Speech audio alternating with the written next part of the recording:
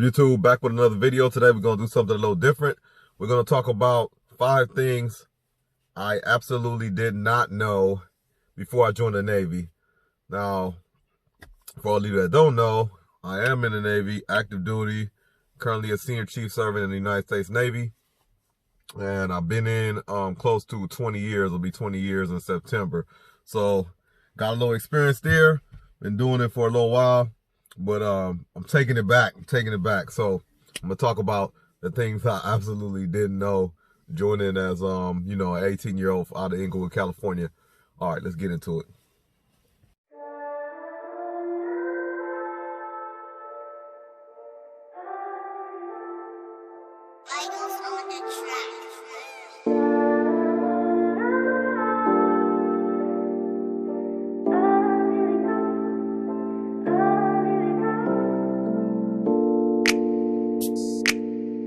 Number 1, you do not need to know how to swim to join the Navy.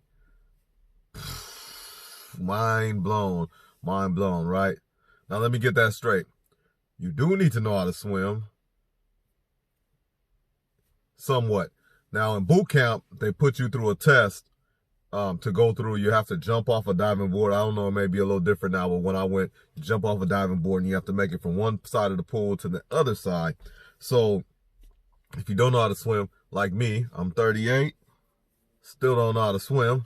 I go in the pool, I'm scared of the water, but I can't do the whole, I may be able to float, who knows, but either way, I don't know how to swim. However, when if they find out you don't know how to swim when you get there, you do what they call a remediation. You can you have to they have to actually teach you how to do a basic backstroke. Now I think I could actually still do that. So technically, can I swim? I guess I can swim, but I can do that. I can float on my back and kind of push the water away and go that way. But yeah. Like literally, they taught me that. I got from one side of the pool to the other, and then I put all that behind me. So, technically, you don't need to know how to swim to join the Navy. 2 is more of a tip than a didn't know. This is to let everybody know that, might be interested or anything like that, or thinking about joining the Navy. Go in with the job. What we call a job in the Navy is a rate. Going with the job. I went undesignated. It was written into my contract. They sold it to me on, like, I can strike in the Navy, 2 years striking means I can apply to any job I want to when I make up my mind, because I seem kind of undecided on what I wanted to do as an 18-year-old would be. But I only knew one person that joined the Navy prior to me, and talking to him, I didn't really find his job super interesting. I believe he was an AO or something like that, but something with aviation. Yeah, go in with the job, because it'll just put you so ahead of the game. I went in undesignated. I had to strike. I started to strike one job, didn't make it there, had to wait 6 more months to strike another job. Ended up getting rated, but I didn't go to get advanced to another pay grade. So I was behind. Like, you're talking about a year and a half until I actually finally got into the job I'm doing now. So I don't know how far ahead I would have been, further ahead I would have been, if I didn't take that opportunity. But yeah, that's it. Going with a job. If you have a job set up, you can just hone your craft, hone your trade, and keep advancing. And you could add an extra 2-3 years, off your career. I mean, not off your career, but doing your job. Like, I missed out in a year and a half, like doing that. Number 3 ties into number 2. Ties into just your money. Come in at a higher pay grade. Common sense, but I didn't know it. Absolutely nobody to guide me, and the recruiter didn't tell me. No one told me along the way. I don't know how it is. A lot of incentives probably to join. Nowadays they probably give bonuses, all that type of stuff. They did back in the day, but for different reasons. I got a bonus just for going in undesignated. So they gave me a little chump change for saying that I was gonna go in undesignated without a job, but you know, hurt me in the long run. But hey, here I am. So going with the job and going in advanced pay grade. Now coming in at 18, I'm probably in best shape of my life. Around then I could do a mile and a half and like that. Push-ups I wasn't probably too good on back then, but I could do enough to get an outstanding on the PRT, which is the physical readiness test, and sit-ups was a breeze. So going in advanced pay grade. So back then I come in the Navy, go to the fleet. Fleet's where you learn everything. Talking to everybody. It's like going into prison or something, and you start learning all the tricks of the trade. So going to the fleet, start talking to people. They say, "Oh yeah, I got advanced to E2 or I got advanced to E3." Just because I did outstanding on the PRT.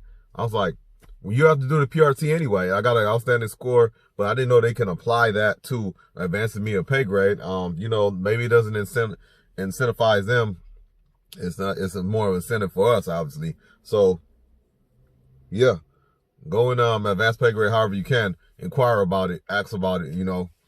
Again, another thing that could have put me ahead. Each pay grade takes about a year plus to get advanced to. I came in as E1, so I had to go E2, E3. Some people come in straight as E3 and they just go to E4 and then move up from there. So who knows where I'd have been right now if I when it came in as E3. But stuff happens for a reason.